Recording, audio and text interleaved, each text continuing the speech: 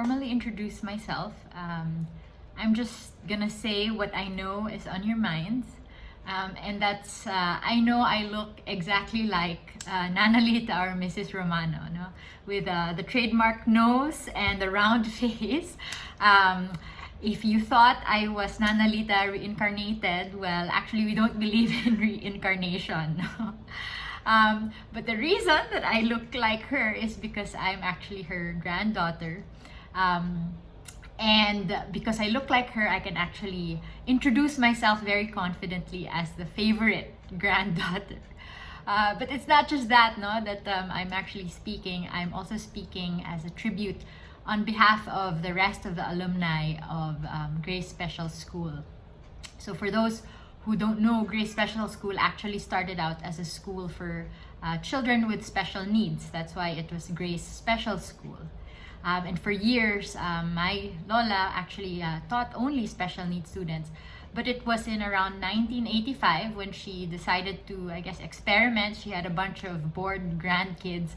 So she decided to start teaching normal children, of which I was one of the first. Now, my family likes to debate whether I am normal or special. You will be the judge. But I was one of the first. No? So that also meant that because I was one of the first, I think Lola was quite creative and just improvised the curriculum. I don't think she really had any handy curriculum. So I distinctly remember I was already Kinder 2. I was 4 years old. No? And because nag-improvise si Lola, we were taking this test. No? I think this was the final exam for Kinder 2. At that point in time, she had already taught me how to read. She had already taught me how to write and how to do math. No? So exam yon, and then on the blackboard, you had to copy. So I had my pad paper, and I was copying the exam. No? So the exam was multiple choice. The exam goes, the Earth, A, rotates, B, revolves around the sun. So yun lang, 2 choices. Now me as this child, no, I didn't know what the answer was. So I think nakita niya that I was really struggling. So she comes over, and then may hawak pa siyang pencil, no? So sabi niya, Tin, the Earth rotates on its axis, but it revolves around the sun. So I was looking at her, and then I started encircling one of the answers. And he goes, are you sure?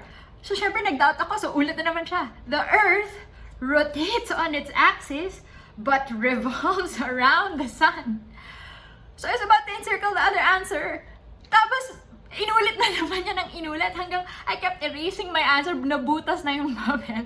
And I could really see the frustration on her face na parang why couldn't I understand it, no?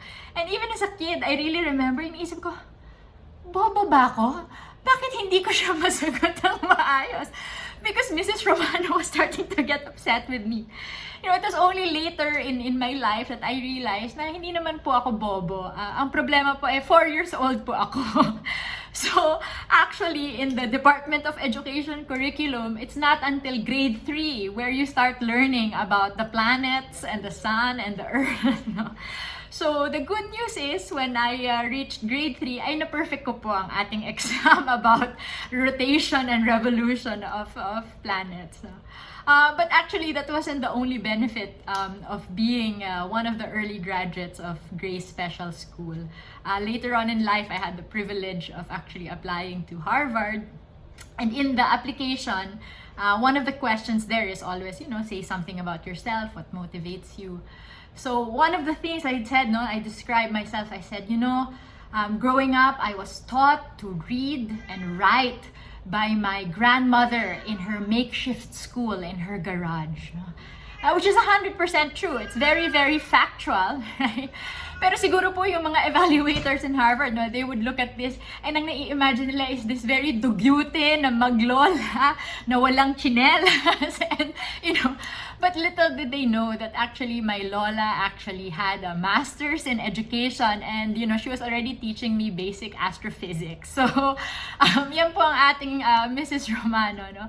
She was always pushing her students and their grandchildren to achieve more than what they think they could. But, it wasn't just in the classroom where Lola was a teacher. She also taught us a lot of things in life. And I think Tito Jude already alluded to this kanina. I remember, this time maybe I was 5 years old. There's a time, me and my older sister, kami ni ate, nag-away kami, no? So it was a big fight. I was 5, she was probably 7 years old. And we're fighting so bad that the yayas didn't know what to do. So the yaya called up Lola, siguro wala, our parents were gone, no? So, tinawagin niya si Lola and said, Lola, you have to come here, awatin mo. Grabe mag-away itong dalawa, no? Now, remember, at this time, my Lola was already 60 years old. And she lived maybe a kilometer and a half away. But even at that age, no, she was determined to teach and discipline her grandkids. She walks that 1 kilometer.